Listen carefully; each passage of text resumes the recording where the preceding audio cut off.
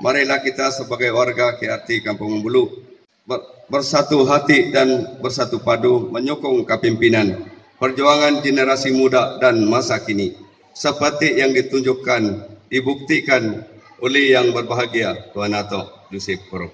Menyatu padukan masyarakat setempat. Sebagai ahli-ahli jawatan kuasa KRT, kamu mempunyai peranan dan tanggungjawab yang cukup penting, yaitu untuk menjaga perpaduan dan juga keamanan di kampung kamu sendiri.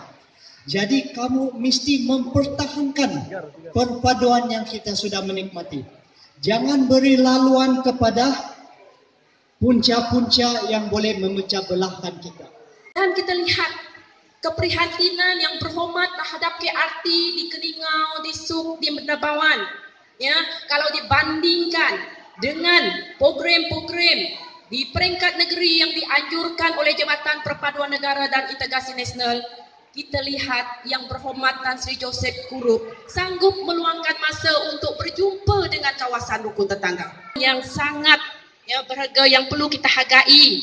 Khasnya di daerah Suk, di daerah Keningau, Nabawan dan berapa lagi kawasan rukun tetangga di negeri Sabah ini yang saya lihat yang berhormat turun padang. Dan yang berhormat minta apabila rukun tetangga sebanyak 1007 ini wujud, maka perlulah aktif melaksanakan program.